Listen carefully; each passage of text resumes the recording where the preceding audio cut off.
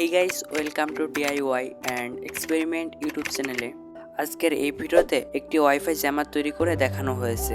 Wifi জ্যামারটি এমনভাবে তৈরি করা হয়েছে কেউ দেখে বুঝতেই পারবে না যে এটা একটি ওয়াইফাই জ্যামার। এটি দেখে মনে হবে একটা সিম্পল পাওয়ার ব্যাংক। তো আপনি যদি এই ওয়াইফাই জ্যামারটি তৈরি করতে চান, আজকের ভিডিওটি শুধুমাত্র আপনার জন্য। তো চলুন বেশি কথা না বলে ভিডিওটি শুরু করা যাক।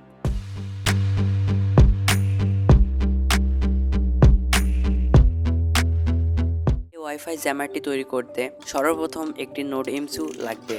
এটার মডেল হলো ESP8266। এরপর লাগবে একটি লিথিয়াম আয়ন ব্যাটারি। তো এখানে ব্যাটারিটি একটু বেশি mAh এর ব্যবহার করার চেষ্টা করবেন, যাতে করে আপনি একটু বেশিক্ষণ ব্যাকআপ পান।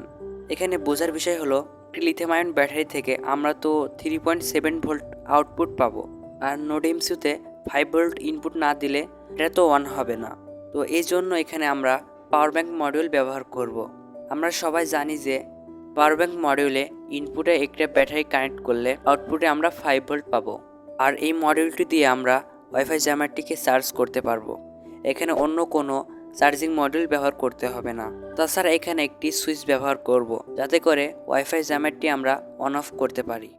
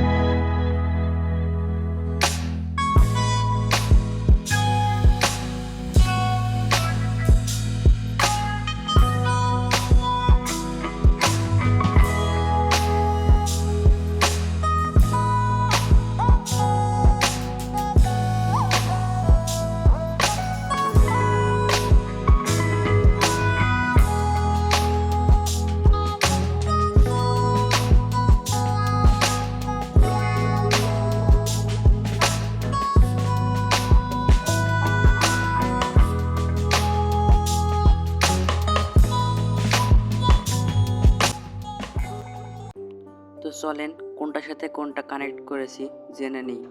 ব্যাটারিটা কানেক্ট করেছি পাওয়ার ব্যাংক মডিউলের ইনপুটে, গ্রাউন্ডে লাগিয়ে দিয়েছি, আর পজিটিভ তারটি সুইচ হয়ে তারপরে নোড MCUতে চলে গেছে।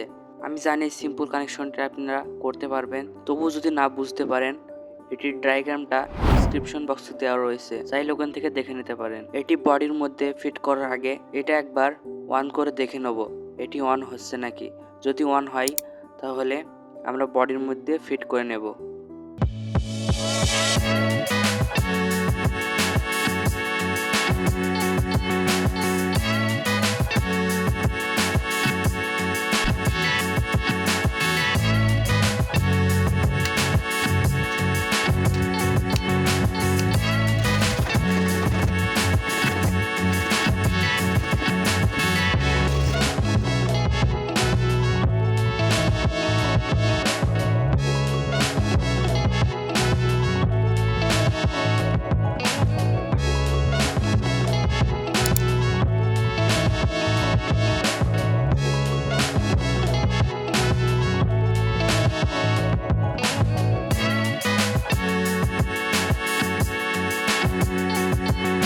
তো এই ভিডিওতে আমরা দেখলাম কিভাবে ওয়াইফাই জ্যামারটিকে পাওয়ার ব্যাংক হিসাবে ব্যবহার করব। তো এটার সেকেন্ড পার্টে আমরা দেখব কিভাবে মোবাইল দিয়ে ওয়াইফাই জ্যামারের জন্য কিভাবে এটাকে প্রোগ্রামিং করতে হয়। ভিডিওটি যদি ভালো লেগে থাকে লাইক করতে পারেন, আর সেকেন্ড পার্টটি সবার আগে পাওয়ার জন্য চ্যানেলটি সাবস্ক্রাইব করে পাশে থাকা বেল আইকনটি বাজিয়ে দিন। তো আবার দেখা হবে এটার সেকেন্ড পার্টে, ইনশাআল্লাহ।